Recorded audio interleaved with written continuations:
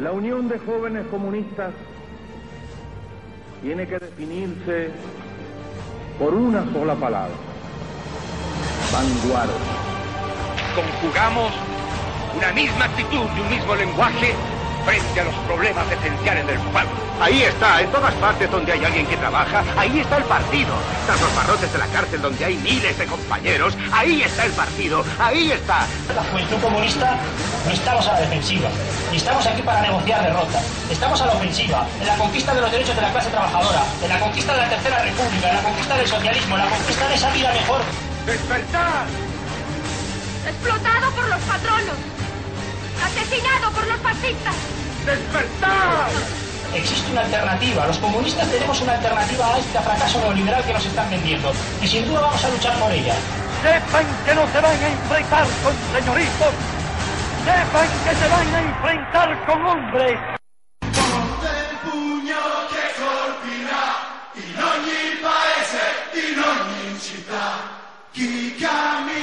Buenas noches. Con el final del Mundial de Fútbol, en el programa de hoy analizamos este deporte. Hablaremos de su origen y su relación con la política, de su presencia en los medios de comunicación y su papel en momentos relevantes de la historia.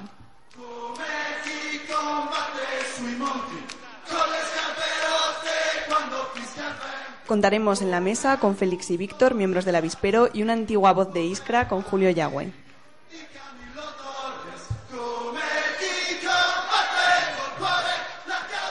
Además, entrevistaremos a Quique Peinado, autor del libro Futbolistas de Izquierdas, y hablaremos también con Pablo Casas sobre el proyecto Gagarin. Empieza ya Iskra Radio.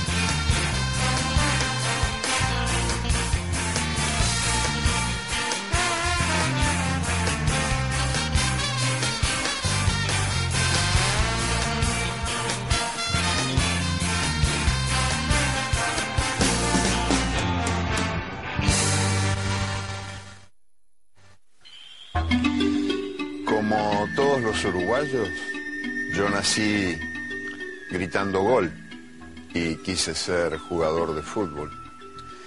Jugaba muy bien, muy bien, era una maravilla, pero solo de noche, mientras dormía. Durante el día supe ser el peor pata de palo de la historia de mi país. Y con el paso del tiempo no tuve más remedio que asumir mi identidad. Yo soy un mendigo de buen fútbol que va por el mundo, sombrero en mano, suplicando una linda jugadita, por amor de Dios. Y cuando el milagro ocurre, lo agradezco, sin que me importe un rábano cuál es el club o el país que me lo ofrece. Hoy voy a contarles, a mi modo de manera, algunas historias de la única religión que no tiene ateos.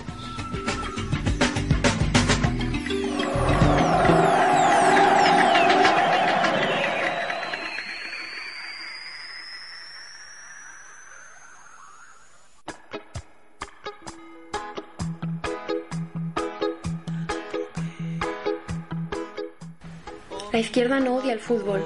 No creemos que el fútbol sea un demonio a erradicar, que insensibiliza a las masas y aplasta su espíritu crítico. Al revés, creemos que puede llegar a ser realmente combativo si se le dota de contenido. Lo que no le gusta a la izquierda es la industria del fútbol, la mercantilización del mismo y, en resumen, de nuevo, a la izquierda no le gusta el capital, esté donde esté y juegue como juegue. El capital no tiene patria y le da igual jugar con un color u otro, como se ve en las compras millonarias de futbolistas de un equipo a otro. El deporte es esencial en la sociabilización y en la vida, pero no lo es cuando solo engendra racismo, xenofobia, violencia y desigualdad.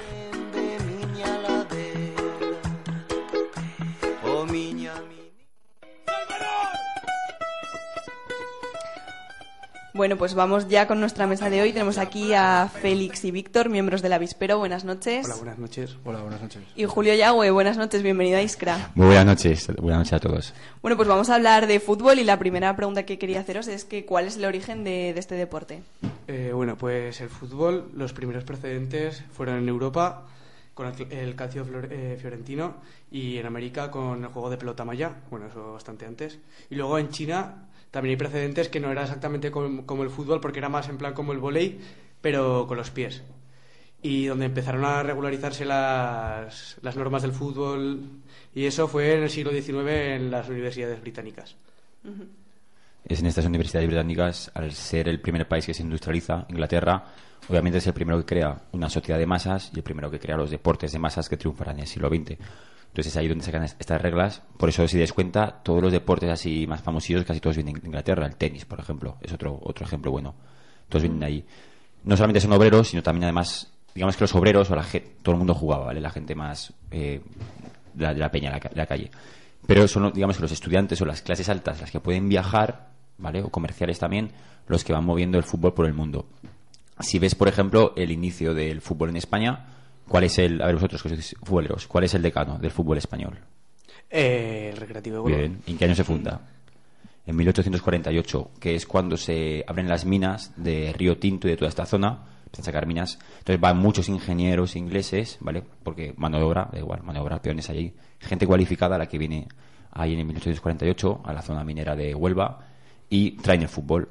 Donde también se pone el fútbol también mucho en harina, pues en la zona vasca y asturiana. Si se cuenta todos en el siglo XIX es cuando empiezan a aparecer el fútbol País Vasco y en Asturias. También es de estas ingenierías, esta gente cualificada que viene de Inglaterra y trae. De hecho, te puedo contar una anécdota pequeña. Sí, puedes. El traje de fútbol de Athletic Bilbao es el mismo que el de Southampton, el equipo de fútbol inglés. Y es que, los tíos que vinieron a fundar Athletic Bilbao eran del Blackburn Rovers, que es, la camiseta es una que a veces usa el Athletic Bilbao, que es azul y blanca a cuadrados, ¿habréis visto alguna vez? Sí. Pues esa es la primera que tuvo el Athletic Bilbao. Pero en una de estas, el que bajaba desde Bilbao a Bilbao de Inglaterra, no compró camisetas. Y dijo, hostia, se me ha olvidado. Y estaba en el puerto de Southampton, que es un puerto muy importante, y dice, hostia, pues pilló estas camisetas y las trajo. Y de ahí el Athletic Bilbao fue fundando equipos o gente que pillaba el Athletic Bilbao como le gustaba, y ahí se pasó al Athletic Sporting de Gijón, al Atlético de Madrid o a la Unión Deportiva Ariza, que es el equipo de mi pueblo también. Viene un poco de ahí, para ver la influencia fuerte del inglés. Y digo también estudiantes, porque muchos estudiantes que iban a veranear a San Sebastián, a todas estas zonas, toda esta gente cómoda que vivía en España, iba a veranear al norte, cuando volvía aquí a Zaragoza, por ejemplo, en este caso, traía el fútbol. De hecho, el primer partido que se jugó en Zaragoza fue entre estudiantes de la, entre comillas, Universidad de Zaragoza, y fue en un descampado que había en el Portillo. Y algo muy zaragozano, muy maño, fue que la gente, al ver que hacían algo nuevo, pues los encorrieron a pedradas. Y a pedradas es como acabó el primer partido de fútbol en Zaragoza. Esperemos que no acabe pedradas el equipo de fútbol de Zaragoza. Y bueno, adelantaba ya algo, Julio, pero ¿cuál ha sido la relación del fútbol con la clase obrera? Pues como bien has comentado, con la sociedad industrializada es cuando empieza a desarrollarse como pues un pasatiempo entre los trabajadores. Y pues eso, en los primeros casos se jugaba entre mineros, entre trabajadores de todas clases, y bueno, después es cuando la burguesía empieza a fijar su atención, a invertir dinero y empezar a, pues también los medios a promocionarlo y a convertirse en un espectáculo de masas dirigido para esa sociedad de masas que ya hay creada. Porque ¿cómo ha sido este proceso de convertirse en deporte de clase obrera, pasar a ser algo completamente mercantilizado? Yo creo que hay que hacer un análisis un poquito más global, es decir, tenemos una sociedad capitalista industrial, crea la sociedad de masas y esta sociedad de masas reinvierte parte de su excedente económico en el ocio. Aquí vemos el fútbol. Pero a día de hoy tenemos un paradigma diferente, ya no estamos en una sociedad capitalista industrial, estamos en una sociedad capitalista financiera.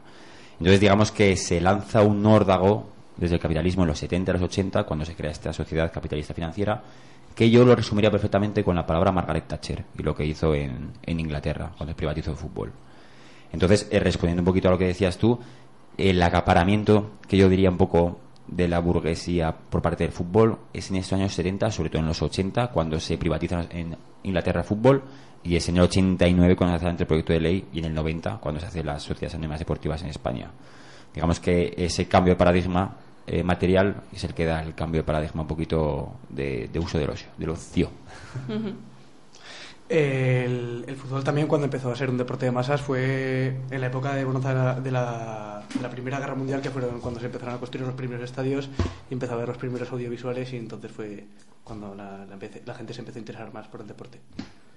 Muchas veces cuando se habla de la mercantilización del fútbol y el fútbol como negocio se hace referencia a los altos salarios de los jugadores. ¿Por qué son tan altos? ¿Os parecen justos? Y también quería preguntaros si realmente son los jugadores los únicos que se enriquecen con el fútbol. Pues lógicamente no nos parecen justos, son muy abultados, muy elevados, porque los equipos, hay que explicarlo por varias causas.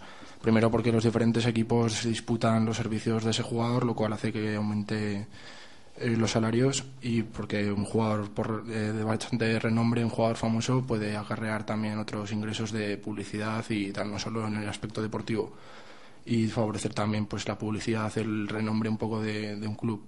También no son los únicos los propios jugadores que se benefician, también hay una maraña de gente detrás, de representaciones, agentes de representación, comisionistas, gente que trabaja en los propios clubs de manera de dirección deportiva o similares, adyacentes, que también se benefician y pueden llegar a cobrar comisiones. Por eso hay fichajes a veces un poco extraños, y pues directores deportivos con actitudes a veces un poco sospechosas, y todo lo que rodea al mundo del fútbol también se beneficia, ¿no?, de un fichaje. Bueno, eso también lo estamos viendo, por ejemplo, aquí en Zaragoza. Desde que el señor Agapito Iglesias está en el club, desde hace 8 años, se está viendo que hay una media de entre 15 y 20 traspasos entre compra y venta cada temporada, y se está viendo que no son jugadores que en realidad cumplan con lo que se les pide, y bueno, queda la duda de que el blanqueo de dinero está ahí presente. Bueno, y demás chanchullos. Bueno, yo el adjetivo que me gustaría poner sería lógico. Es decir, un jugador de fútbol genera mucho capital, por lo tanto percibe lógicamente ingresos. Podemos estar de acuerdo o no, pero es una herramienta lógica del sistema actual, en las sociedades anónimas deportivas sobre todo. Si generas mucho dinero, pues lo percibes. Y los que se benefician principalmente, yo creo que serían, como en cualquier sociedad anónima, los accionistas principales, ¿vale? Digamos, si tú tienes un 80% de las acciones, no digamos que vas a tener el beneficio extra que tenga el club, porque todos por defecto tienen déficit, pero sí que tienes segundas vías de financiación, ¿vale? Explico un poquito. Hay diferentes presidentes, casi ningún presidente de primera división tiene un salario fijo de presidente. ¿Dónde viene la riqueza? Vamos a hacer el ejemplo más claro. El pavo ¿cómo se llama? El de Real Madrid, el Florentino Fernández, sí, ¿no? Obviamente seguramente no tenga salario el Real Madrid, pero cede derechos de ¿cómo se llama esto? De construcción del nuevo estadio de Real Madrid, de la red deportiva, de especulación, ¿vale? Son diferentes vías secundarias en los cuales el que tiene el control del flujo de capital dentro del club puede fomentar más unas marcas o unos beneficios que otros. Y obviamente si tú tienes el 80% de las acciones, o el 75%, o la presidencia votada, como Florentino Pérez, pues bueno, puedes tener unos tratos de favor muy buenos que te den contratos y obras futuras por otras vías donde pueda ser más legal. Luego también otra forma de la que sacan beneficio los presidentes o máximos accionistas que dices de este circo, de este negocio, es lo que hacen, por ejemplo, Agapito, te pongo el ejemplo porque es de aquí, con el jugador Roberto, no sé si os acordáis, el portero que tuvo el Zaragoza, ese jugador era de él. Y como casi todos los jugadores que ha fichado, él se queda un porcentaje de derechos de ese jugador. Entonces también vemos el ejemplo con Andrés Herrera, que ahora al ser vendido el Atleti, pues los derechos de formación se los ha llevado Zaragoza, pero Agapito también se ha llevado un porcentaje por esa venta. ¿Se ha llevado cuánto? ¿1,5 millones de euros? Sí, 1,5 millones se ha llevado. Y Agapito ha pillado parte de ese 1,5 millones, sí, ¿no? Sí. Y bueno, pasa con casi todos los jugadores que destacan un poco. Este personaje y el demás presidentes de clubes se llevan un porcentaje de cada jugador, cuando saben que es una inversión segura, claro. Claro. Bueno, hemos hablado un poco de historia, vamos a escuchar ahora nuestra sección de memoria histórica.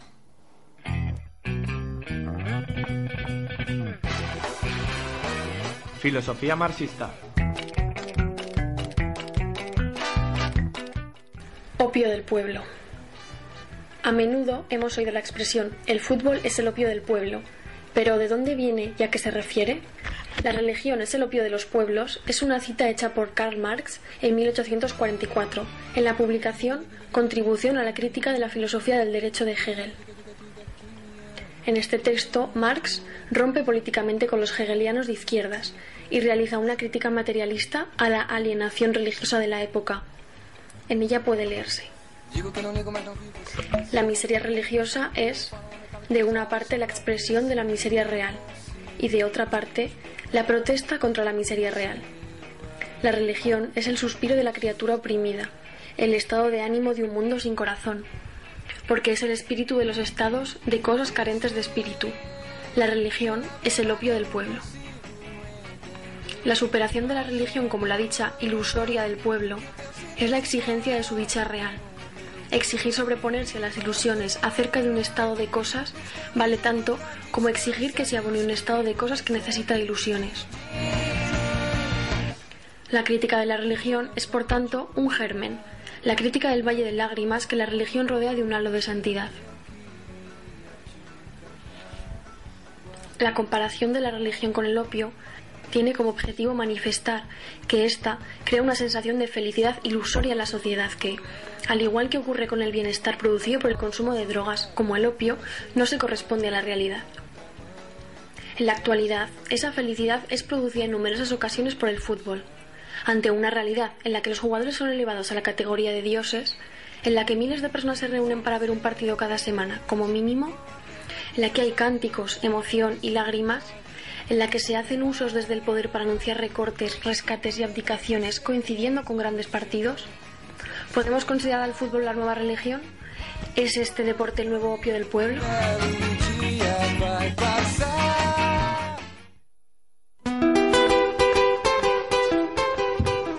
Bueno, pues escuchábamos nuestra sección de formación y soltaba esta pregunta: si es el fútbol el opio del pueblo. Y eso os pregunto. Depende de cómo se enfoque y se trate el fútbol. No necesariamente lo es, porque también no solo es un sitio donde ir a desahogarnos y estar con los amigos, pasar el rato, que entonces en ese caso sí que lo es, porque cumple su función de distraer de otros problemas y de otros acontecimientos mucho más importantes en nuestras vidas, pero también a veces es un altavoz, un espacio para reivindicar nuestras opiniones, una manera de hacer propaganda. El poder siempre intenta utilizarlo como, pues eso, como el opio, ¿no? Como una droga para distraer y alejar la atención, como he dicho antes. Eso es evidente, pero no necesariamente tiene por qué ser así cuando se trata el fútbol como deporte de base, que es prácticamente la mayoría de la gente que lo sigue, que juega al fútbol y que lo vive el fútbol. Es una manera también de hacerlo sanamente, ¿no? No porque no pasa por ser una distracción, sino simplemente un deporte más. Uh-huh. El problema no es que el fútbol sea el opio del pueblo, el problema no es que el pueblo tenga opio. El punto sería qué hacemos con ese opio, qué tipo de opio es. Es decir, si por ejemplo todas las sociedades siempre han tenido su droga, su mecanismo de evasión, hasta las socialistas, ¿vale?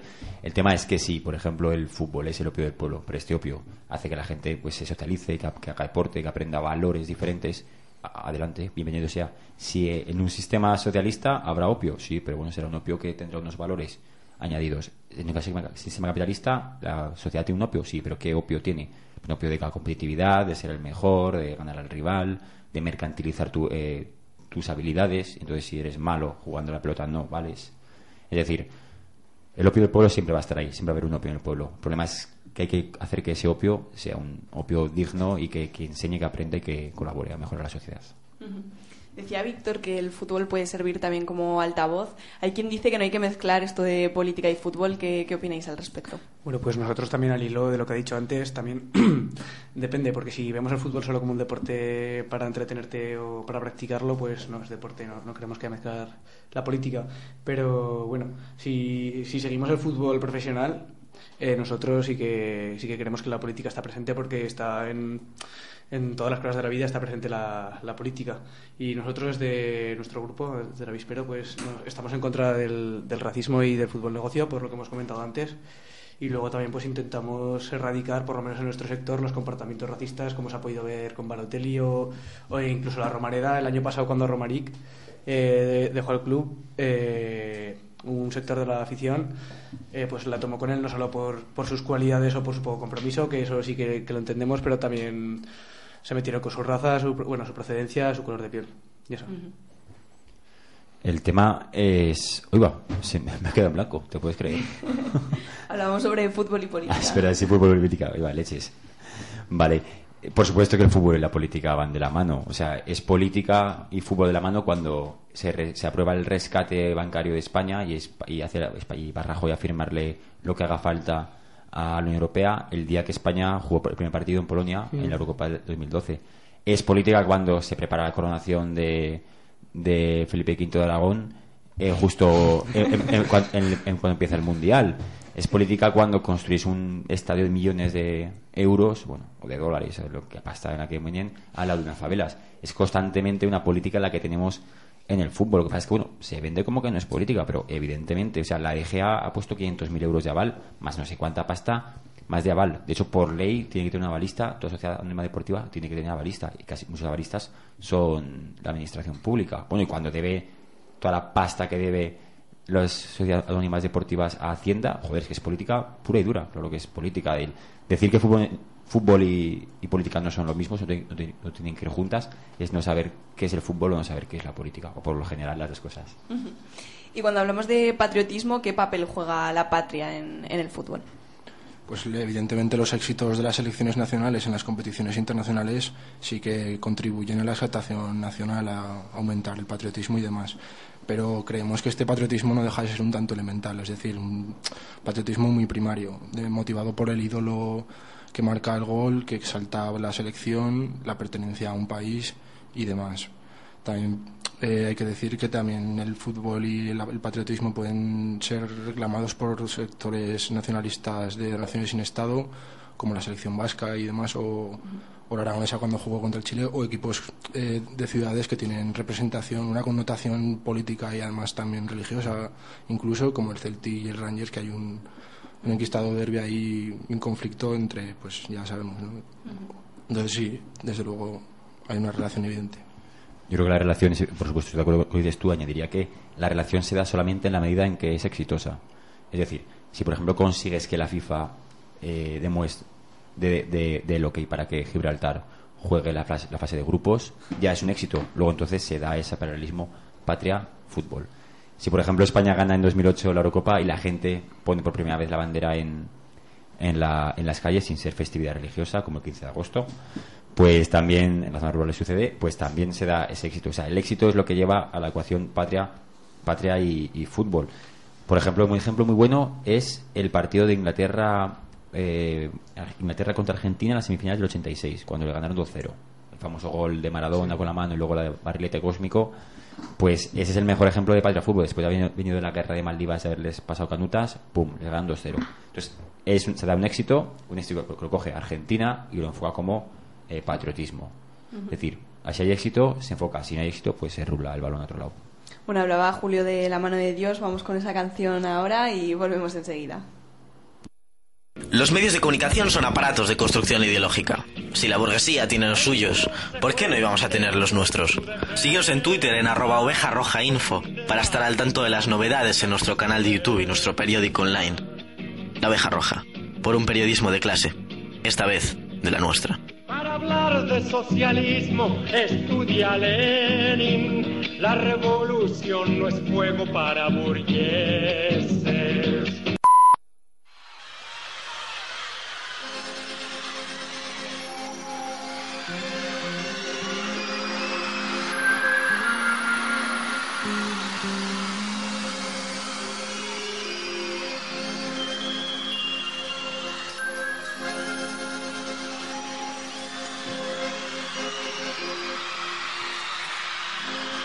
En una villa nación fue deseo de Dios crecer y sobrevivir a la humilde expresión, enfrentar la adversidad con afán de ganarse a cada paso la vida. En un potrero forjó una zurda inmortal con experiencia, sedienta ambición de llegar de cebollita. Soñaba jugar un mundial y consagrarse en primera. Tal vez jugando pudiera a su familia ayudar. ¡Grande Diego!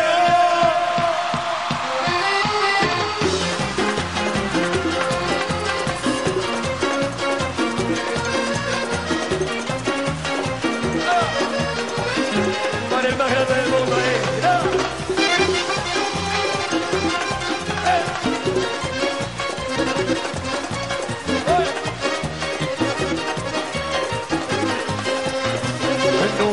nació, fue deseo de Dios crecer y sobrevivir a la humilde expresión, enfrentar la adversidad con afán de ganarse a cada paso la vida. En un potrero forjó una zurda inmortal con experiencia, sedienta ambición de llegar de cebollita. Soñaba jugar un mundial y consagrarse en primera. Tal vez jugando pudiera a su familia ayudar. Poco que debutó, parado, Lalo se fue quien corrió, parado, su sueño tenía una estrella, llena de gol y gambetas, y todo el pueblo cantó, parado, nació la mano de Dios, parado, llevó alegría en el pueblo, regó de gloria este suelo.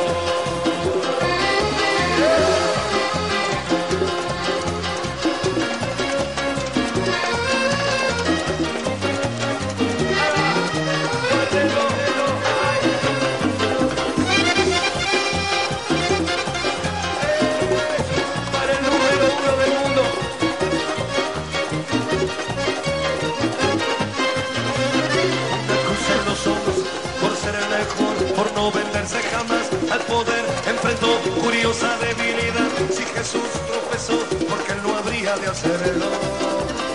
La fama le presentó una blanca mujer de misterioso sabor y prohibido placer en su habitual deseo. Dios habla otra vez involucrando su vida, y es un partido que un día el Diego está por ganar. A poco que debutó, Lalo se fue quien corrió, su sueño tenía una estrella, llena de gol y gambetas, y todo el pueblo cantó, parado, nació la mano de Dios, hubo alegría en el pueblo, lleno de gloria este suelo.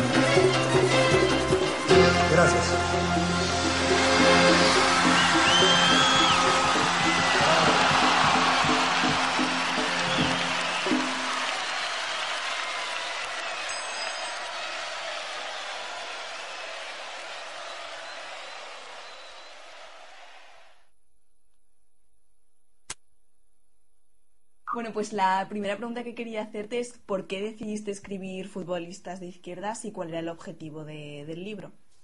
Bueno, a mí siempre me interesa mucho esa interacción de fútbol y política, ¿no? En realidad me gusta la interacción del deporte con la política del fútbol, como el deporte más popular, pues es el que tiene más implicaciones. Y bueno, yo soy de izquierdas y siempre me interesan mucho los jugadores que se significan, y luego así más en concreto, pues bueno, leí una historia de Enrique González sobre Cristiano Lucarelli, que yo no conocía, y pensé que podía haber otros ejemplos a lo largo de la historia del fútbol.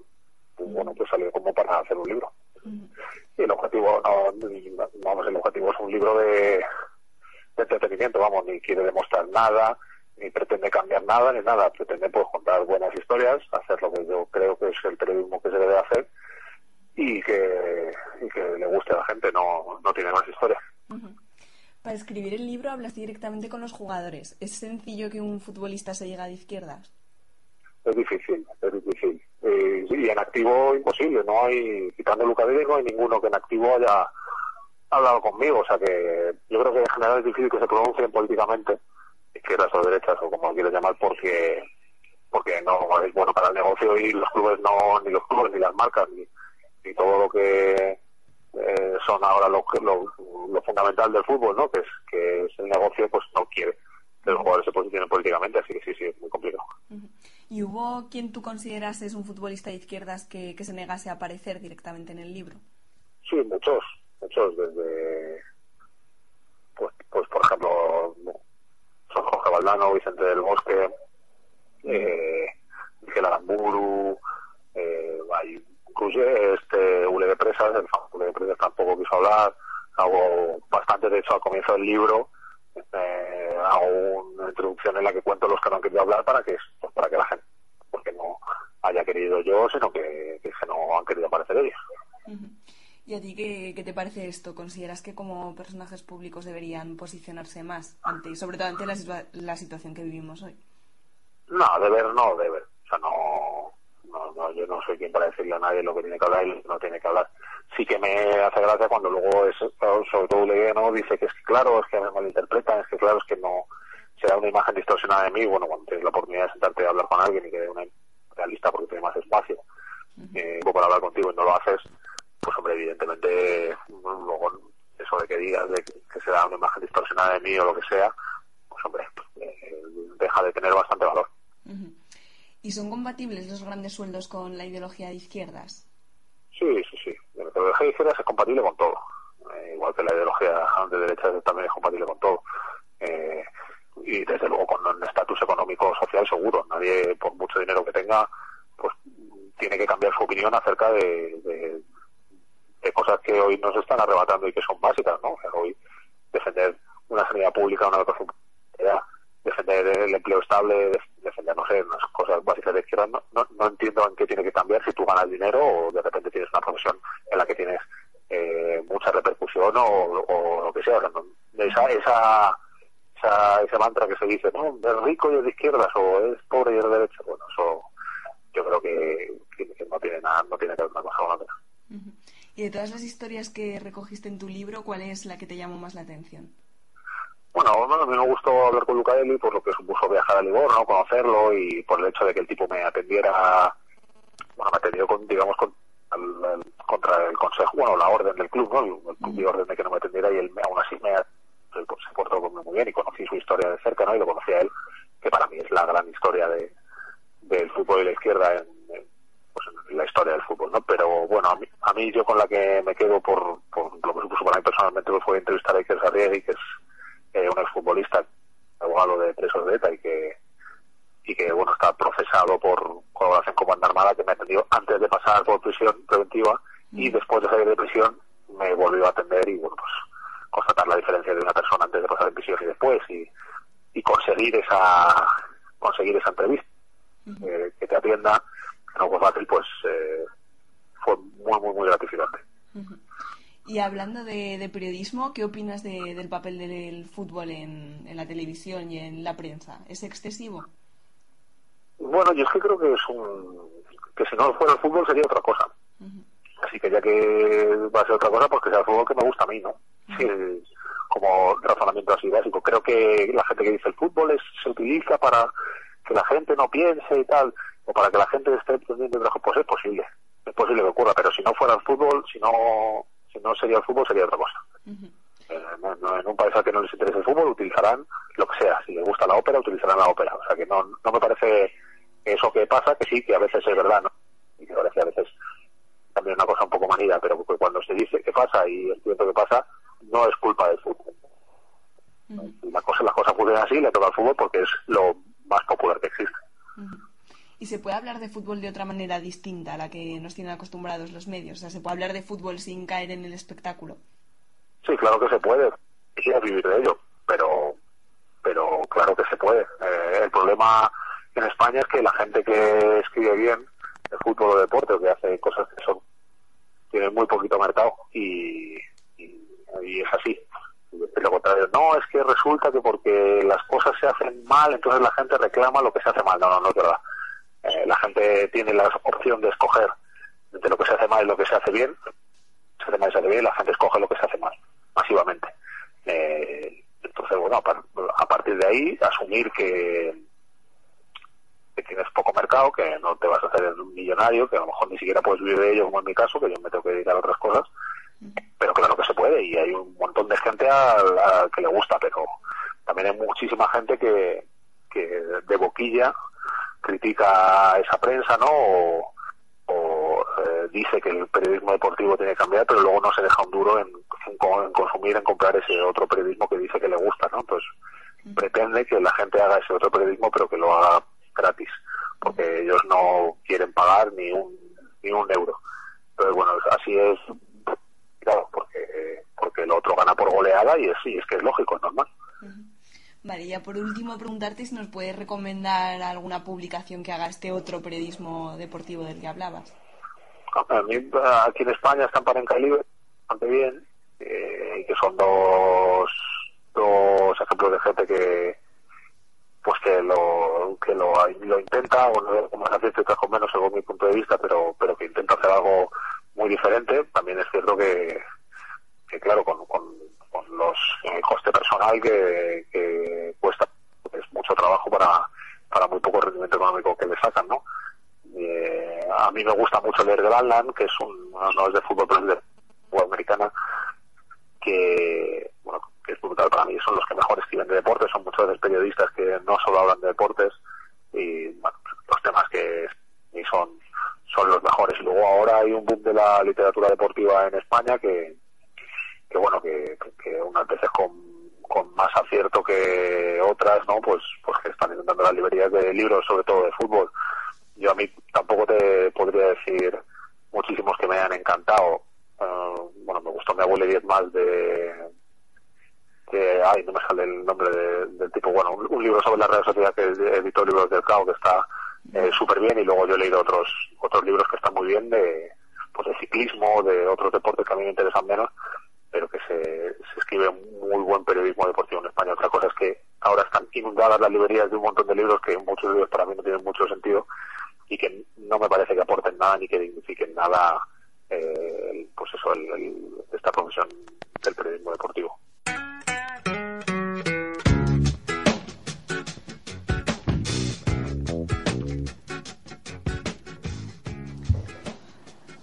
Bueno, pues escuchábamos ahora a Quique Peinado, escritor, autor del libro Futbolistas de Izquierdas, y volvemos ya a nuestra mesa ahora para hablar del Mundial de Brasil. La primera pregunta que quería lanzar a la mesa es ¿qué opináis del Mundial de la FIFA y de las protestas que lo han rodeado? Bueno, para empezar, en la víspera nos posicionamos totalmente en contra de la FIFA y cualquier cosa que organice, porque creemos que es una organización mafiosa y es la que más beneficio saca de lo que es del circo del fútbol. Luego, en el ejemplo concreto de Brasil, se ha visto que la población no la quería absolutamente nada, no quería este evento. Ha habido protestas y bueno, también criticamos que, como ha pasado aquí con otras cosas, han decidido hacer antes grandes infraestructuras y estadios, como decía él antes, en medio de las favelas, cuando la educación pública y la sanidad pública es casi existente y no ampara a casi nadie. ¿Y quién hay detrás de la FIFA? Bueno, pues la FIFA es la Organización Internacional del Fútbol, se El presidente actual es Josep Blatter, desde 1998, quien tiene el graduado en Comercio y Economía Política de la Universidad de Lausana, lo que dice ya bastante de este personaje y de cómo trata él el fútbol, porque desde un principio su mandato ha estado rodeado de acusaciones como intento de soborno y irregularidades en la financiación de la FIFA, llegando incluso a declarar la bancarrota en 2001, aunque tenía pérdidas declaradas de 100 millones de dólares, además de otros escándalos de corrupción con empresas vinculadas dedicadas a la publicidad para promocionar los derechos de publicidad de la FIFA. Y en una pugna entre ellas, no demasiado limpia, se destapó este escándalo, reconociendo a algunos de sus trabajadores y funcionarios de la FIFA haber recibido sobornos, o sea que dice bastante de cómo funciona. La FIFA empezó siendo un colectivo de que organizaba un poquito a nivel internacional el fútbol, y en el 74 o en el 78, cuando Joao Havelange llega a la presidencia, es cuando cambia todo. Joao Havelange era un pavo que era consejero, ministro, no, era secretario de Estado, creo, de Deporte o no sé qué movidas, en la dictadura de Brasil, ¿vale? Entonces fue el que, digamos, que el ideólogo de hacer que el Brasil de los 70, con el Pelé, el que ganaron en México, se convirtiera en la marca Brasil, ¿vale? La marca de la dictadura. Y el encargado que, por ejemplo, pues Pelé fuera un jugador que no decía nada de política, y el encargado de que muchos jugadores, bueno, que se separase un poquito la politización, porque era la dictadura. Este tío trepa mucho y llega a la presidencia de la FIFA. Entonces, el punto que hace Joao Havelange, ¿vale? Con lo que yo creo que es el resorte que le llevó a la presidencia, el apoyo, fue mercantilizar todo. Es decir, llevar el fútbol a cualquier rincón del planeta, crear federaciones nuevas en todos los lugares posibles y hacer que se televisara en todos los países del mundo el mundial, ¿vale? Entonces, Joao Havelange entra dentro de este cambio de paradigma que hemos dicho con Margaret Thatcher, o que hemos dicho con las sociedades anónimas deportivas, que es uno de los primeros en privatizar el fútbol, en hacer que, en vez de una asociación internacional amateur, entre comillas, claro, que se dedica a promover el deporte a nivel internacional, fuera una organización que se dedicase a comercializar el fútbol a nivel internacional. ¿Y qué os parece que la FIFA prohíba a los jugadores mostrar símbolos políticos? Bueno, pues la FIFA hace unos años creó una absurda norma, que era que cualquier jugador que se levantase la camiseta en la celebración de un gol era sancionado. Y esto lo hicieron a raíz de que algunos jugadores aprovechaban esta herramienta reivindicativa, por así llamarlo, para poner algún mensaje en su camiseta o algún tipo de protesta. Y nosotros, por supuesto, estamos totalmente en contra de esta norma, pero también creemos que sí que es verdad que tiene que haber alguna regulación para que no haya ninguna barbaridad. Pero es curioso porque esto, por ejemplo, voy a poner dos ejemplos, ¿vale? Lucarelli, un delantero que jugó en el Livorno, un tío que se sentía comunista, el Livorno, un equipo con una afición comunista, en un partido marca gol y se quita la camiseta, creo que ni se la quitó, mostró el rostro del Che. Entonces a este tío no solo lo sancionaron, sino que dejó de ir convocado a la selección italiana. Sin embargo, es muy fácil, yo esto lo he visto en la Romareda en partido de fútbol y en el partido de Atlético de Madrid o en cualquier campo, banderas con el aguilucho de Franco, que sale el pollo ahí, o incluso yo he visto una esvástica una vez vi en la Romareda. Estuve currando en la Romareda un año y vi hasta una esvástica, un chavalín la llevaba. Es decir, cuando las simbologías de izquierdas se persigue muy fuerte por parte de la Federación, por parte de Libertad Internacional, se pelea bastante. Si la simbología es de extrema derecha, como Arizmendi con el aguilucho celebrando un gol, o cuántas veces con saludos fascistas y mierdas de estas han venido los tontorados de los jugadores. Hombre, por ejemplo, en Vallecas este año a un aficionado de Sevilla, simplemente por sacar una bandera de Andalucía con la estrella roja, le pusieron una sanción de 3.000 euros. Es que te crujen, si como saques una movida, el compañero nuestro, Diego Carreras, que es compañero del partido, cuando fue la final de balonmano, que le invitaron, en la final, creo que fue en la final, es que lo vi en el Twitter, sacó una bandera republicana y la mascota del partido le quitó la bandera republicana y a poco le canea, pero era una movida de peluche. Entonces salía la imagen suya con la bandera republicana y no sé si era una águila gigantesca o un toro de peluche, cascándole y quitándole la bandera. Es decir, que lo que está perseguido es lógicamente la izquierda, no la derecha. La derecha se deja como, es una persona individual que hace una chorrada, cuando la izquierda es el temible organización comunista. ¿Y quién se enriquece con el Mundial? Bueno, pues principalmente los que se enriquecen son los dirigentes y el presidente de la FIFA. Luego también las empresas que participan en la logística del evento también sacan mucho beneficio o patrocinando. Pero luego también, o sea, no solo las grandes empresas se benefician, también podemos ver en España ofertas en bares por mete un gol a la selección, invita a una ronda o cosas así. El problema... Perdona, te ibas a interrumpido. Pero lo ha hecho muy bien. Ha dicho quién se beneficia. Yo subrayaría quién se ve perjudicado con el Mundial. Y yo creo que el 99% de la población se ve perjudicada con la FIFA, con el sistema actual de Mundial. Yo no estoy en contra del fútbol, ni del Mundial. Yo soy futbolero y me gustan los Mundiales. Estoy en contra del sistema actual de Mundiales. Entonces, tú pones una lista. ¿Quién se beneficia? Y tenemos una lista de 20-25 empresas.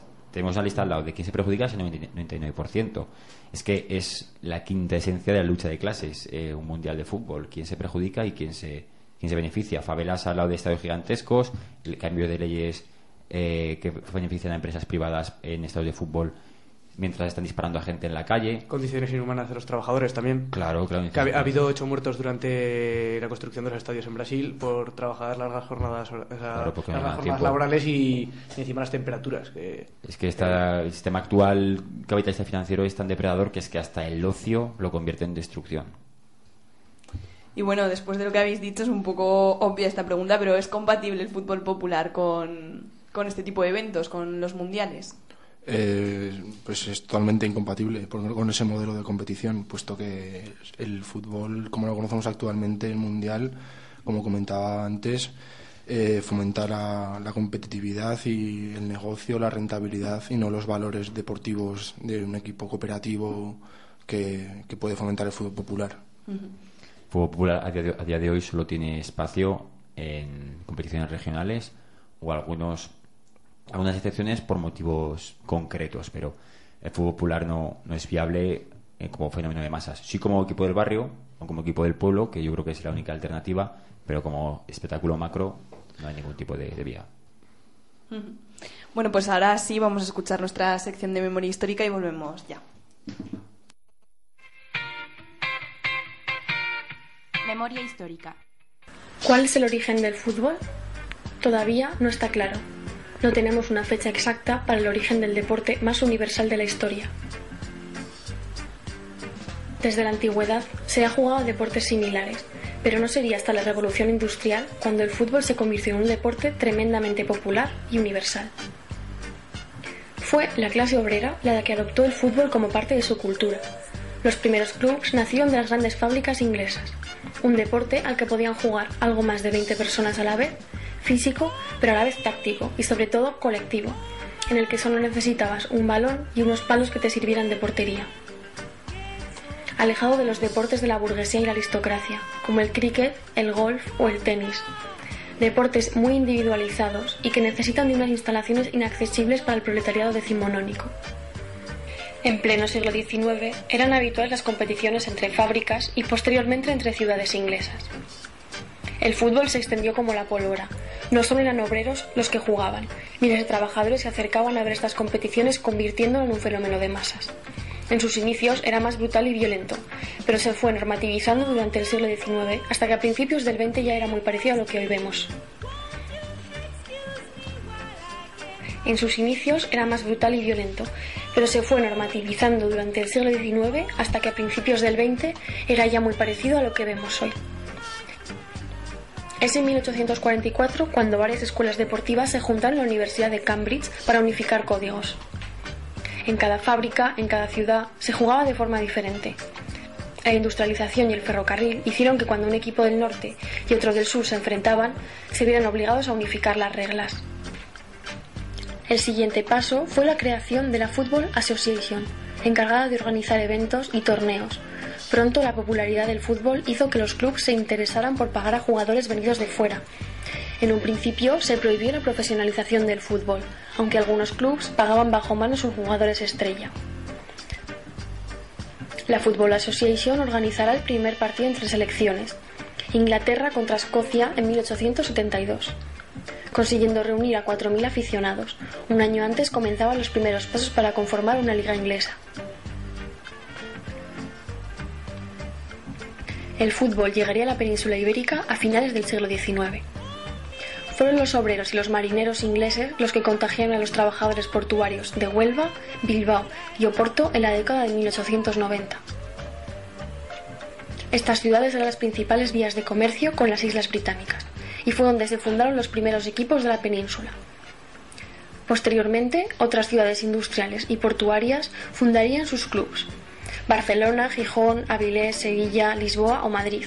Así, hasta que en la década de los 30, todas las grandes ciudades contaban con un club de fútbol. El fútbol se extendió por Europa primero y por todo el mundo después. Cuando surgió la necesidad de unificar reglas entre diferentes estados, se fundó la FIFA en el año 1903. En 1908 participaría en los Juegos Olímpicos y pronto el fútbol se convertiría en una competición entre estados-nación, una continuación de la guerra o la diplomacia por los medios deportivos. Ya desde entonces adoptó un uso político propio del nacionalismo. Pero desde sus inicios el fútbol tuvo unos intereses. Desde el enfrentamiento que se incitaba por parte de los patrones entre equipos de diferentes fábricas, generando fracturas de la clase obrera, hasta las competiciones chauvinistas entre naciones o la apropiación de la burguesía del deporte, formando rápidamente escuelas privadas de fútbol para jóvenes adinerados. Sin embargo, el fútbol sigue siendo el deporte de la clase obrera. Los estadios los llenan trabajadores y la gran mayoría de los jugadores proviene de una posición humilde. En España, 700.000 personas están federadas y existen casi 20.000 clubes. En días como hoy, cuando la clase obrera parece estar más fragmentada que nunca, tenemos que buscar lugares de encuentro, tenemos que buscar nuestra identidad de clase. Y el fútbol, sin duda, es parte de la identidad de la clase trabajadora, que nace y se desarrolla conjuntamente. Ante aquellos que quieren convertir el fútbol en un fetiche, en un negocio que reparte beneficios entre los grandes capitalistas, respondemos con más cultura de clase, con más fútbol y con menos negocio.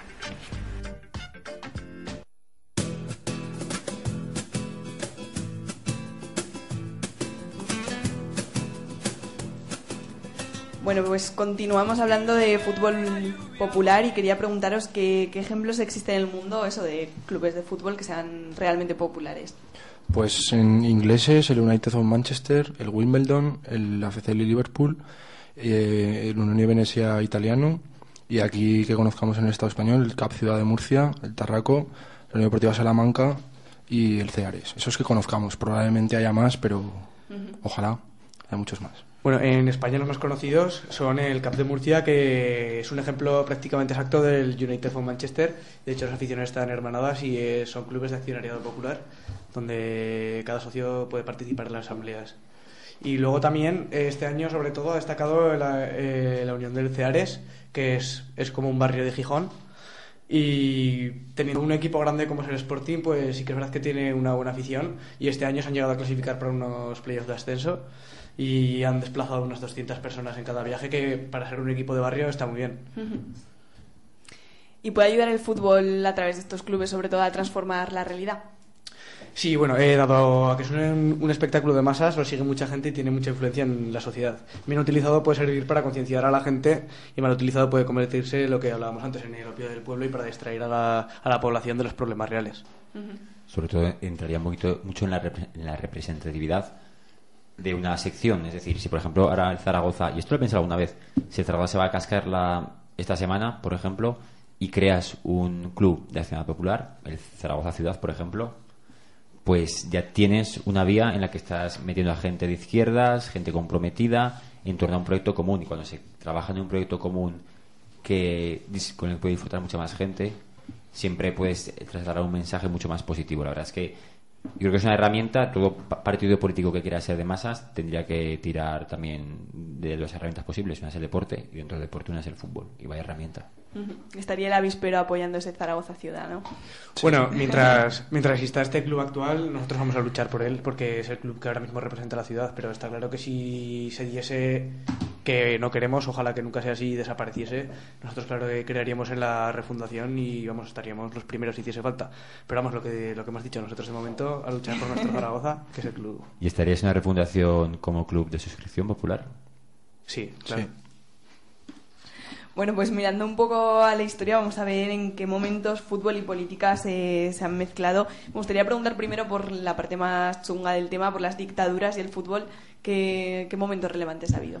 Bueno, yo creo que el más representativo es Italia en el 34, con Mussolini, que llevaba ya 12 años en el poder, por ahí. Bueno, en el poder político. es cuando Mussolini, el fascismo, como todas las corrientes que salen con la sociedad de masas, sabe aprovecharse muy bien de esta herramienta y organiza en el 34 el Campeonato Mundial de Fútbol.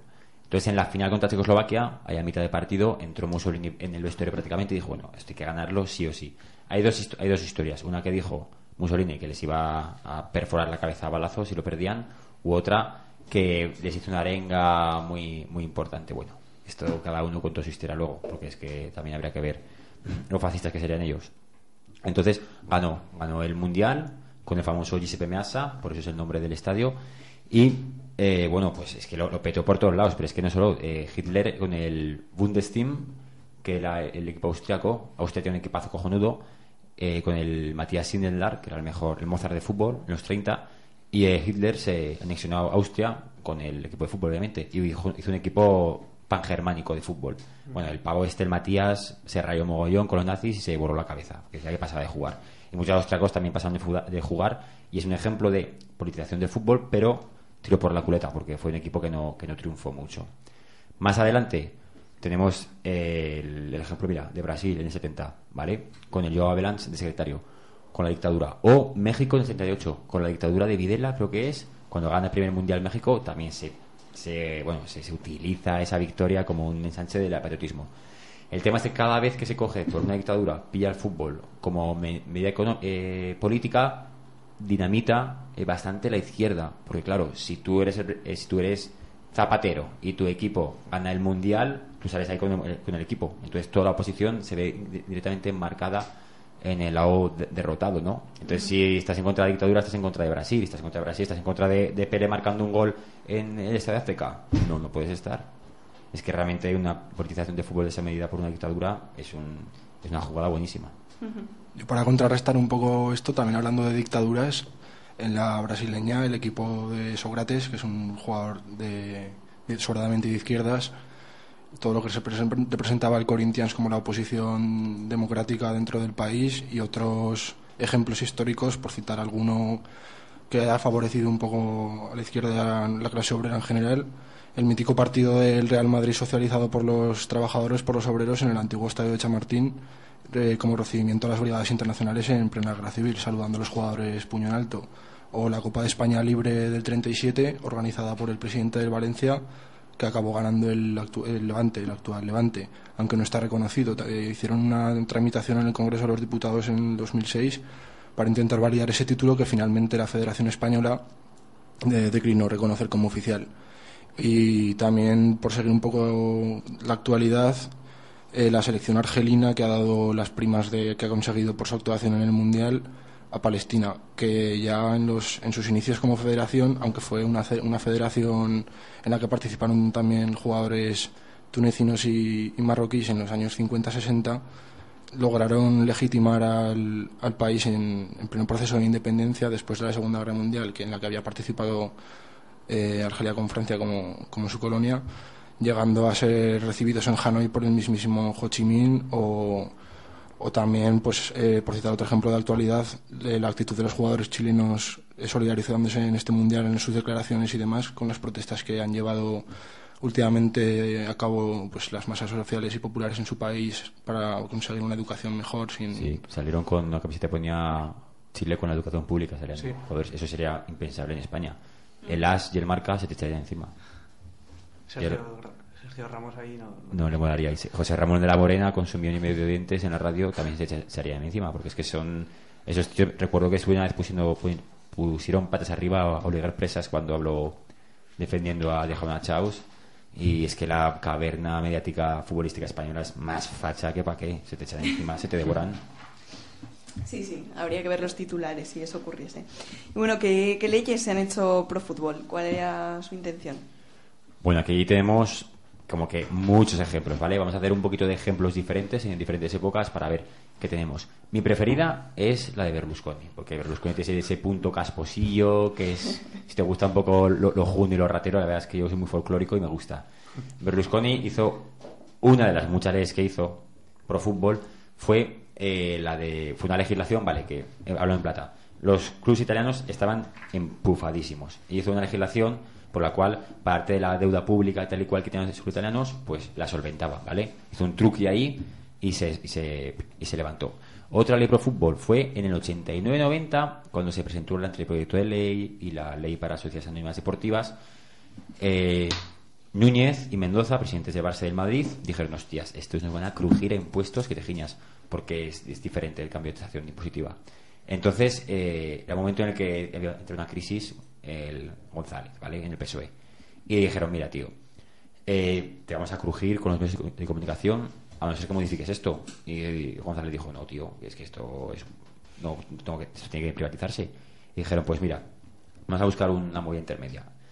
Como nosotros presentamos beneficio en la temporada 85-86, se hizo una cláusula en las cuales todos los equipos que en el 85-86 hasta ese año hubieran presentado balance positivo de cuentas, pues en teoría no hace falta privatizarlos, ¿vale? Entonces se liberaron estos dos, bueno, y el Osasuna y el Athletic Bilbao. Ese es otro ejemplo, ¿vale?, de ley que se hizo pro fútbol, pero una sección solamente del fútbol, ¿vale? Y más leyes pro fútbol. Bueno, antes de cada mundial y antes de cada Europa siempre se modifican las leyes. Aquí me han contado una modificación de ley, ¿no? Una modificación de ley. Sí, en Brasil, que como uno de los patrocinadores era una marca de cervezas, en los estadios de fútbol, como casi todos los del mundo, no se podía consumir alcohol, y las ha modificado para que esa empresa pueda seguir patrocinando. Y ya finalmente, por traer algo así como actual, junto con lo que ha dicho Félix, ahora veréis que prácticamente todos los equipos de fútbol tienen la bandera de la comunidad autónoma que tienen ahí pegada. Sobre todo empezaron con Cataluña y ahora Aragón, Madrid, todo el mundo tiene una bandera de la comunidad autónoma. Se metía antes mucha pasta pública en los clubes de fútbol, pero hacía falta justificar de alguna forma. Bueno, pues esa bandera es la solución. O sea, te doy 500.000 euros, te doy X pasta al año y tú pones la banderica. Eso es otra ley realmente, porque estás dando pasta a una empresa privada con 30 o 40 trabajadores que están cobrando un pastiche. Eso es una ley pro fútbol, la mayoría también yo. Bueno, pues hablabas de las autonomías, vamos a irnos ahora aquí a Zaragoza, aprovechando que tenemos miembros del avispero, que nos cuente un poco cuál es la situación actual del Real Zaragoza. Sí, bueno, la situación actual del Zaragoza es delicada y complicada. Desde hace 8 años el expresidente del club, Agapito Iglesias, ha hecho lo que ha querido con el club y lo ha llevado a la ruina y nos ha dejado en segunda división. Lo ha usado para hacer sus negocios y lucrarse, y se ha olvidado de los aficionados y nos ha estafado, vamos, básicamente. De hecho, podemos ver que está imputado en el caso Plaza. Luego la situación parecía que iba mejor cuando decidió vender el club a un grupo de comisionistas, por así llamarlo, que era el grupo de un empresario Casas Novas. Eran casi todos empresarios aragoneses, pero vamos, que se ha visto que este grupo lo único que pretendía era sacar beneficio del club. De hecho, a este señor que he nombrado le retiraron las acciones por un embargo. Bueno, luego durante un mes y medio han estado negociando con un grupo de empresarios, que también había gente de aquí. Bueno, estaban Najim, Laine, Sixto Genzor y Kader, que era un empresario pakistaní. Bueno, tenía alemán, pero era pakistaní. Y bueno, Zaragoza estaba reacio a aceptar su oferta. Luego al final decidió aprobarla y no presentó los avales o algo así pasó. Bueno, y ahora parece que un grupo inversor mexicano quiere invertir en el Zaragoza para comprarlo, pero ahora Hacienda, bueno, eso dicen los comisionistas, que Hacienda no da el visto bueno. Si no da el visto bueno, por algo será. Y ahora hay un plazo de, no sé si son 14 o 15 días, que si no se da el visto bueno de este grupo de inversores, desaparezca de Zaragoza. Y bueno, luego lo que decíamos nosotros, que mientras el Zaragoza siga existiendo no apoyaríamos ningún tipo de refundación, porque nosotros somos fieles a nuestro equipo, y mientras sea este equipo que representa a la ciudad vamos a seguir con él. Y luego también quería aprovechar para decir que el jueves a las 8:30, el jueves 17, en la Plaza del Pilar, donde la bola del mundo, hay una concentración pre-futuro del Real Zaragoza, y para pedir explicaciones a la gente que está llevando al club.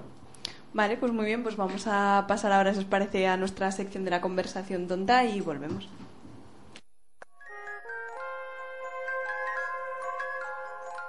La pregunta tonta de la semana. No sé cómo podéis protestar por una ley que va a proteger a la ciudadanía. No es una ley que tenga como intención proteger a la ciudadanía. ¿Proteger a la ciudadanía de quién? ¿De los cientos de manifestaciones pacíficas y legítimas que precisamente llevan por objetivo defender los derechos básicos que nos están arrebatando? En primer lugar, es una ley represiva, porque restringe el derecho universal de manifestación. Por ejemplo, convocar una protesta no comunicada, que no ilegal, por redes sociales, conllevará consecuencias legales. Pero bueno, además eso de protestar y de manifestarse se acabará algún día. Además dicen que estamos saliendo de la crisis y si la gente vive mejor no tendrá ganas de manifestarse. Precisamente porque saben que la situación social va a ir a peor, van a aprobar esta ley, que no solo criminaliza la protesta, sino que criminaliza la pobreza, convirtiendo en delitos el hurto de comida, por ejemplo, que quedará marcado en los antecedentes penales, así como aumentar la cuantía de las multas, por ejemplo, por pillar a los chavales con cannabis. Si las protestas se convierten en violentas y la gente roba o comete ilegalidades, la policía tiene que actuar. ¿Y quién vigila a la policía? Grabar sus actuaciones, aunque sea como muchas veces son, desproporcionadas y violentas, ante manifestantes pacíficos, será una falta, pues esta ley vuelve más impunes aún si cabe la actuación de las fuerzas represivas. Pero no solo protege a su brazo ejecutor, criminaliza la pobreza y la protesta. Además, legisla sobre la moral, pues se introduce una nueva falta de ofensa o injuria a España, que recuerda más a tiempos inquisitoriales que a una falsa y deteriorada democracia. En un proceso de ruptura del régimen, son conscientes que tan importante es proteger a la policía y sus actos represivos como la idea de España, que parece que entre republicanos y nacionalistas cada día está más deteriorada. Por si esto fuera poco, además de todo esto hay que incluir la subida de tasas judiciales, que impiden o dificultan la aplicación de la justicia universal, dejando otra vez a los sectores populares más perjudicados fuera del sistema judicial y a merced de lo que manda el Estado. Su política clasista es clara. Condena la protesta social, a la pobreza, imponen tasas para acceder a la justicia e indultan a policías asesinos, políticos corruptos y banqueros defraudadores.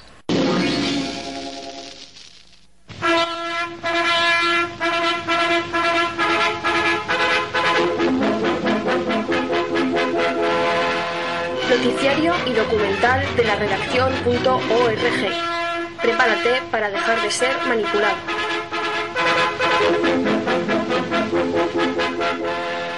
Después de las protestas anticopa, las huelgas de metro, de conductores de autobuses y de oficiales de policía de todo el país, un corresponsal de Al Jazeera en Brasil escribió el 1 de junio, antes de comenzar el Mundial, que nada iba a cambiar radicalmente en los próximos 12 días.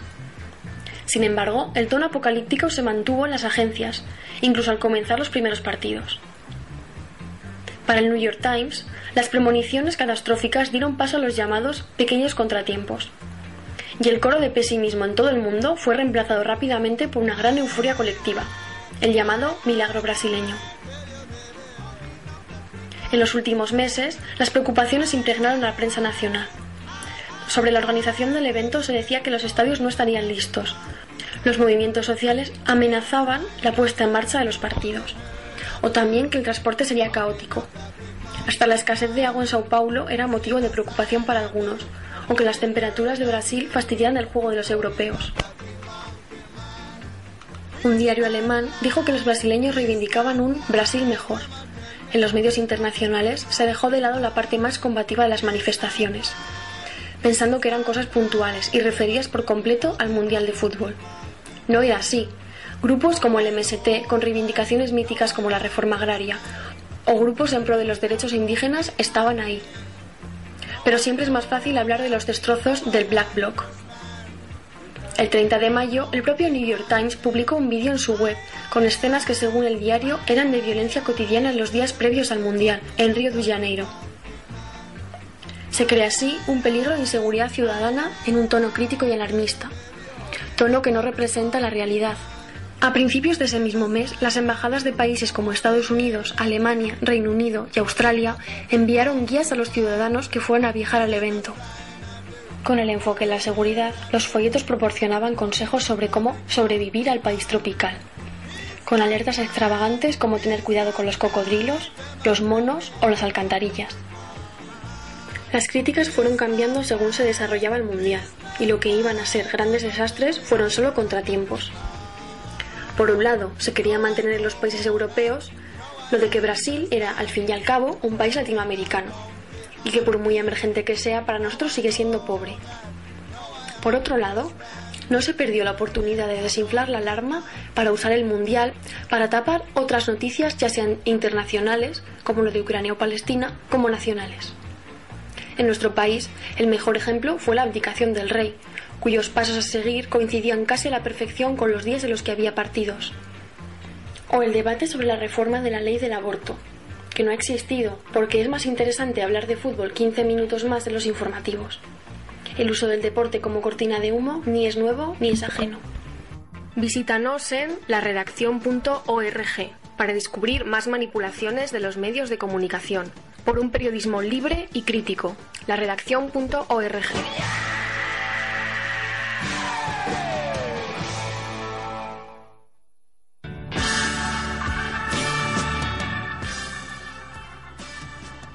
Bueno, fútbol y medios de comunicación. ¿Por qué gusta tanto el fútbol? Bueno, pues por varios motivos, porque mucha gente ve una representación en los equipos que siguen, los equipos de su ciudad o de su barrio, de su centro de trabajo, de estudios, y se siente representada de alguna manera. También porque para mucha gente los jugadores son ídolos a seguir, principalmente para niños y jóvenes, y también, pues como es bastante evidente por el papel que juegan los medios de comunicación promocionándolo constantemente en todos los informativos y demás. Tendría... sí. No, lo que luego decía que luego además el fútbol tiene un componente psicológico muy fuerte, porque el fútbol puede ser un paquete y ganar el partido. Hemos visto, lo decía antes, a Grecia ganando una Eurocopa, y mira que era mala Grecia. La Italia del 82 era una cuadrilla de paquetes y ganaron también el Mundial. Puede ser un equipo de segunda B con jugadores que semiprofesionales como el Mirandés y llegarte a los cuartos de final de una. O el Eibar, que ha subido primera este año, por ejemplo. Claro, es decir, el fútbol existe el empate a 0, existe el 1-0, existen los penaltis mal pitados, existen los laterales izquierdos paquetes como Diego Toledo o Raúl Bravo. Es decir, el fútbol es el mecanismo, es muy representativo, porque puede ser malo pero también triunfar.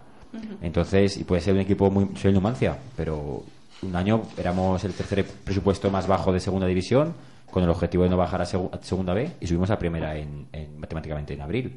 Es decir, el fútbol es capaz de mostrar lo peor y lo mejor, ser muy injusto o ser muy justo. Entonces, ese margen gigante, esa horquilla de emociones que acapara el fútbol, no lo acapara ningún otro deporte. ¿Y tendría el poder que tiene sin la televisión?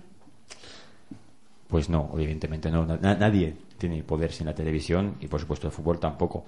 Sería un deporte sí popular, que la gente iría, pero si no se televisase, yo creo que no tiene tanto poder. Es más, es que estoy intentando imaginármelo, pero creo que no podría imaginarme algo que tenga éxito en ese televise.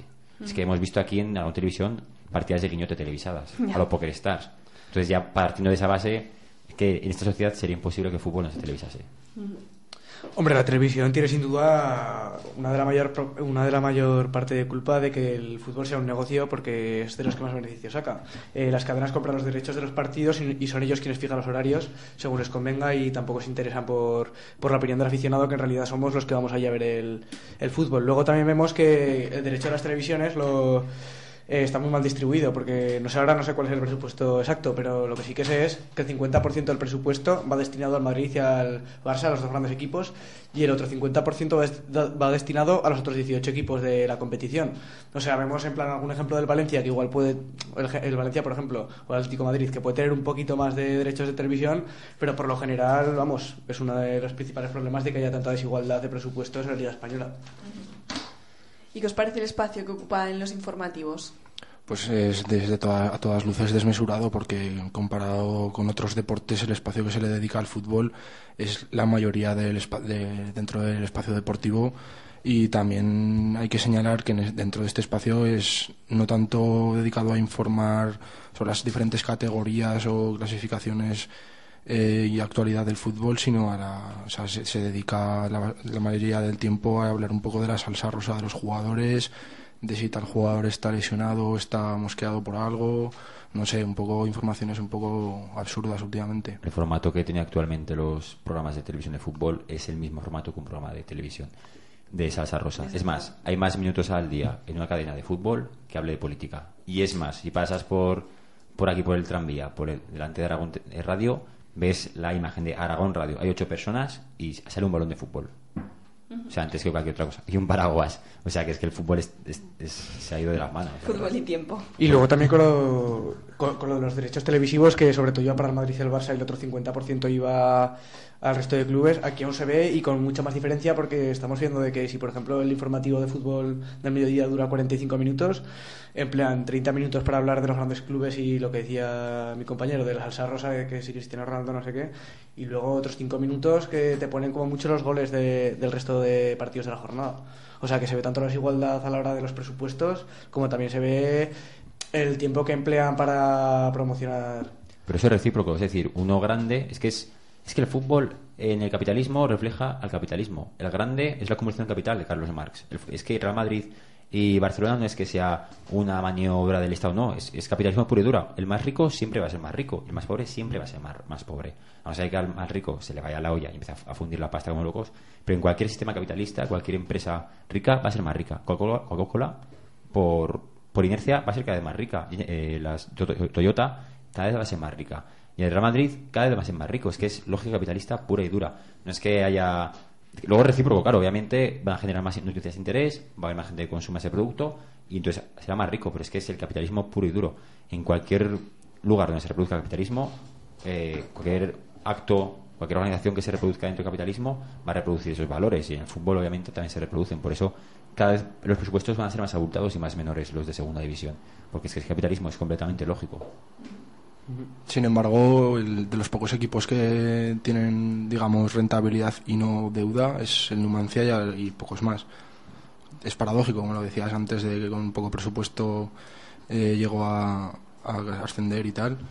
Siempre tradicionalmente ha tenido muy buena actuación, ¿no? Como por ejemplo comentaba antes el Eibar, que pues ha necesitado una ampliación de capital, pero se mantiene dentro de una lógica capitalista, dentro de unos márgenes todavía no muy abultados y todavía no muy desfasados. Hombre, en el caso concreto del Eibar también es verdad que el dinero, que no sé la cifra exacta, pero les falta bastante dinero para tener el presupuesto que llegase al mínimo para llegar a la Liga de Primera División, y lo que han hecho ha sido vender las acciones, una parte de las acciones, para llegar a ese dinero. O sea, yo creo que también se acerca un poco más a lo que, para nada, o sea, se ha llegado ahí un poco más al fútbol popular. Sí, no es lo mismo, pero bueno, yo creo que en Primera División es lo más cerca que vamos a estar de eso. A mí me parece, es una fórmula.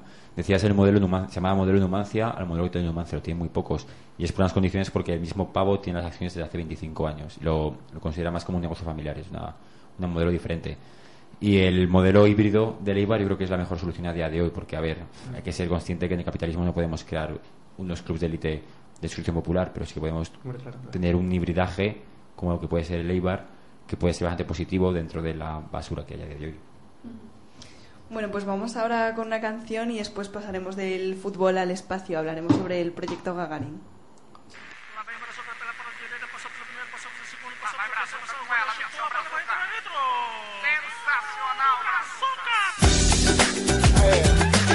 Futebol não se aprende na escola.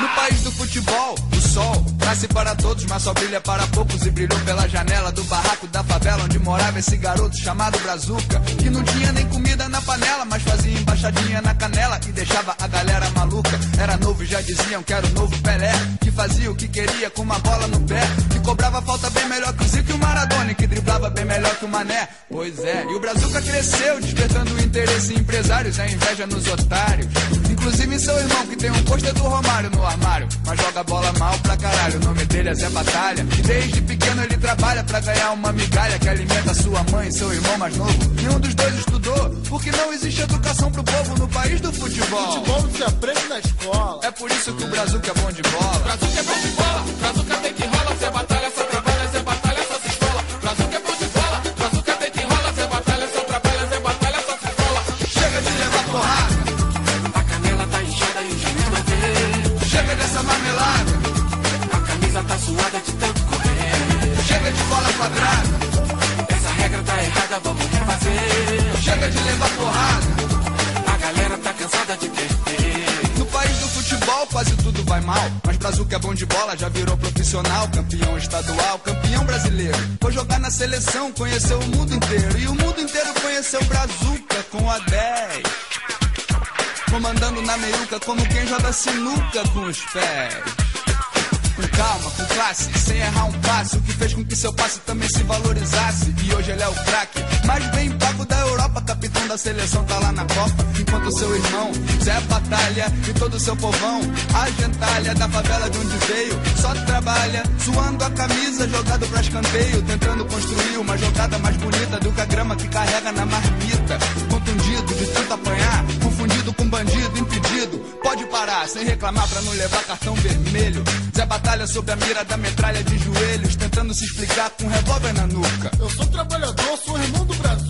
Ele reza, prende a respiração, e lá na Copa, pênalti a favor da seleção. Bola no lugar, Brazuca vai bater, dedo no gatilho, Zé Batalha vai morrer. Juiz apitou, tudo como tinha que ser. Tá lá mais um gol e o Brasil é campeão. Tá lá mais um corpo estendido no chão. Brazuca é bom de bola, Brazuca tem que rola, Zé Batalha só trabalha, Zé Batalha só se escola. Brazuca é bom de bola, Brazuca tem que rola, Zé Batalha só trabalha, Zé Batalha só se escola. Chega de levar porrada, a canela tá inchada e de ver. chega dessa marmelada, a camisa tá suada de tanto correr. chega de bola quadrada, essa regra tá errada, vamos refazer. chega de levar porrada, a galera tá cansada de perder. o país ficou feliz depois daquele gol, todo mundo satisfeito, todo mundo se abraçou, muita gente até chorou com a comemoração. Orgulho de viver nesse país campeão. E na favela, no dia seguinte, ninguém trabalha, é o dia de enterrar o que sobrou do Zé Batalha. Mas não tem ninguém pra carregar o corpo, nem pra fazer uma oração pelo morto. Tá todo mundo com a bandeira na mão, esperando a seleção no aeroporto. É campeão! Da hipocrisia, da violência, da humilhação, da covardia e da miséria, corrupção, da ignorância, do desespero, desnutrição, do abandono, da fome, da prostituição. Brazuca é bom de bola, Brazuca tem que rola. Chega de levar porrada. Bueno, escuchábamos rap brasileño hablando del Mundial. Vamos a hablar ahora del proyecto Gagarin. Tenemos al teléfono a Pablo Casas. Buenas noches. Hola, buenas noches. Bueno, lo primero que quería preguntarte es que nos cuentes un poco, para quien no lo sepa todavía, en qué consiste el proyecto y cómo surgió. Pues, a ver, el proyecto Gagarin somos un grupo de jóvenes aquí en Zaragoza, que lo que hacemos, así sencillamente, es con un globo de látex de gran tamaño lleno de helio, llevamos una cámara de vídeo y otros componentes a lo que se conoce como espacio cercano, que son entre, bueno, lo que es la parte media de la estratosfera a partir de los 25.000 metros hasta los 32.000. Entonces eso es a lo que nos dedicamos. Eso es, son cápsulas de fabricación casera que hacemos nosotros mismos, que pesan menos de 1 kilo, pues, y en la cápsula está la cámara de vídeo y un localizador GPS con el que después de la caída recuperamos las cápsulas. Entonces esto nace a finales del año 2012 y bueno, y hasta el día de hoy hemos ido haciendo un par de cosillas. ¿Y qué lanzamientos habéis hecho hasta ahora? Pues hasta ahora hemos lanzado el Gagarin 1 y el Tereskova 1. Tienen nombres distintos porque en realidad la fabricación de la cápsula, la estructura de la cápsula ha sido distinta para cada vuelo. El del Gagarin 1 nos atamos la manta a la cabeza y era bastante complejo y pues no sé, era mucho más resistente y tal, y el Tereskova 1 era mucho más sencillo y mucho más adaptado para un vuelo más rápido. Entonces, el problema que tuvimos con el primero, que llegó a los 26.166 metros, fue que la cámara principal se empañó, entonces pues las imágenes de la Tierra desde el espacio pues las perdimos. Es lo que intentamos solucionar con el Tereskova 1 y lo conseguimos, salió todo bien, y en nuestro canal de YouTube podéis ver las imágenes que son impactantes. Vale, ¿cómo se llama el canal de YouTube? Creo que está el nombre de Proyecto Gagarin. Vale. Y ayer anunciabais que vais a por el tercer lanzamiento. ¿Qué novedades supone respecto a los anteriores? Sí, pues ayer justo se celebraba 1 año desde que lanzamos el Gagarin 1 y por eso aprovechamos para lanzar este Tereskova 2, porque va a ser la misma cápsula que usamos en el Tereskova 1. Y bueno, hemos incluido algunas novedades, son avances técnicos, entre ellos un globo mayor, lo que nos permitirá llegar a los 32.000 metros más o menos aproximadamente, que es en este tipo de iniciativas que se conocen como High Altitude Balloon en inglés, de globos de alta altitud, es el límite máximo. A partir de los 32.000 metros es muy difícil superar. Aparte de la altitud, vamos a incluir un acelerómetro, es un pequeño aparato que mide los cambios de aceleración de la cápsula, lo cual nos va a permitir pues diseñar una cápsula mejor para que resista mejor el golpe contra el suelo principalmente, y cuando se abre el paracaídas, que son los dos momentos así más tal. Luego también un aparato que se llama contador Geiger, que es el típico contador, el típico aparato de medidor de radiación de las películas, que hace pitiditos cuando más te acercas a la radiación. Pues es eso mismo, pero en tamaño pequeño, para medir la variación de radiación entre las distintas capas de la atmósfera. Y por último estamos intentando mirar, pero es más complicado y depende de la financiación que consigamos, es transmitir imágenes de vídeo en directo por medio de radio desde la cápsula al suelo. Y bueno, sobre todo lo más impactante, pero no es técnico, es que la cápsula la lanzaremos muy temprano por la mañana, estilo 3-4 de la mañana o antes, para que alcance la máxima altitud al amanecer. Entonces pues poder grabar las imágenes al amanecer, y esperamos poder grabar parte de la Tierra amaneciendo y parte de la Tierra en penumbra. Entonces eso yo creo que va a ser también bastante impactante. ¿Y qué día será?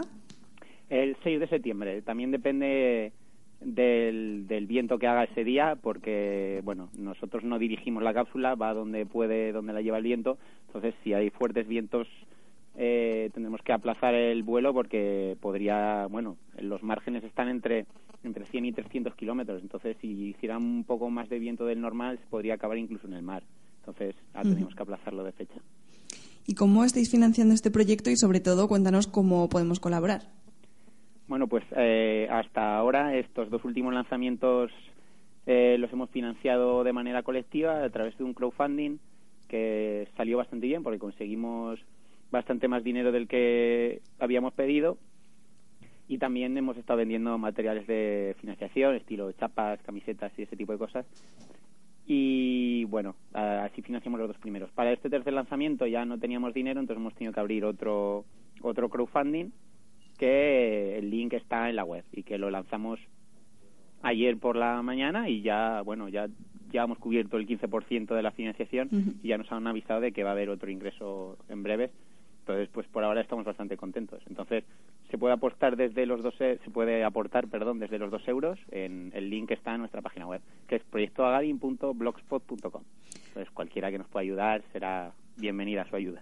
Vale, Pablo, pues muchas gracias, suerte con el proyecto, y a ver si salen buenas imágenes y las podemos ver. Muy bien, muchas gracias a vosotros. Venga, gracias, buenas Hasta noches. luego, buenas noches. Bueno, pues volvemos a la mesa ahora ya con conclusiones. Vamos llegando al final de nuestro programa de hoy. Si queréis añadir algo. Bueno, lo primero de todo, enhorabuena por el programa y muchas gracias por invitarnos. Gracias si a vosotros. Si nos invitar, pues estaremos dispuestos a venir. Y luego también queremos aprovechar desde aquí para mandar un saludo y animar a todos los miembros del grupo que están afrontando ahora procesos judiciales o sancionadores. Y bueno, que informaremos por el Twitter que tenemos y eso, las organizaciones y actividades que hagamos para sufragar estos gastos. Y luego también, vuelvo a repetir, la concentración que hay el jueves por el futuro de Real Zaragoza, el jueves 17 a las 8:30 en la Plaza del Pilar, donde la Bola del Mundo. Y esto es todo. Bueno, por si nos queréis seguir al Twitter es @vispero_RZC. Y ya está. Muchas gracias. Vale, a vosotros. Y ya finalmente, para despedirme, decir que es que el fútbol moderno actual, el sistema actual es económicamente inviable. Genera deuda por fuerza, o sea, constantemente. Nunca va a ser rentable el fútbol moderno. Es completamente imposible. Así que si realmente os gusta el fútbol y si realmente queréis el fútbol, tenéis que empezar desde cero ya a apoyar a los clubes de suscripción popular o fomentar fundaciones en modelo suscripción popular, porque es que el modelo actual es pan para hoy, hambre para mañana. Es decir, podréis apoyar al Zaragoza o podréis apoyar al Atlético de Madrid, pero es que en un futuro la deuda las absorberá y desaparecerán. O sea, que más vale ahora empezar a apoyar un tipo de deporte, un tipo de fútbol en el que integra a todo el mundo y en el que todo el mundo pueda verse representado, y no solamente apoyar a una empresa dueña de yo sé que sé quién para hacer yo que sé qué. Así que el fútbol popular o barbarie. Por supuesto, yo recomendaría, aparte de lo que has dicho, que suscribo totalmente, también si os gusta el fútbol y os animáis, empezar a practicarlo, que es muy distinto verlo como espectador, ya sea por la tele o desde la grada que practicarlo uno mismo, uno misma y sentirlo como lo que hablábamos antes, que es un deporte pues muy bonito y muy atractivo. Bueno, pues muchas gracias a los tres por haber venido esta noche a Iskra Radio. Ha sido un placer. Nosotros nos despedimos ya, volveremos el lunes que viene con más. Tendremos un debate sobre el reinado de Felipe, que ya va a cumplir un mes. Buenas noches y gracias por escucharnos.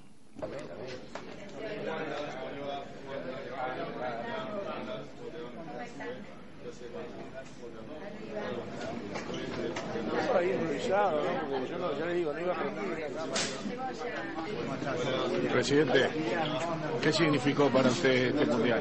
Cuénteme. ¿Qué le quedó? Que la FIFA son una manga de viejos hijos de puta. Hoy. ¿Lo publico esto? Publicalo, por mí. ¿Y usted qué opina, Luciano? Me adhiero a las palabras del presidente. Bueno. No, que le podrían haber sancionado, pero no sanciones fascistas.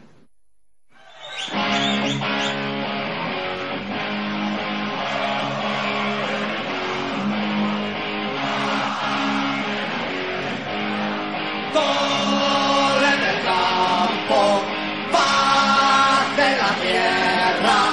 Gol en el campo, paz de la tierra. ¡Au Panceta!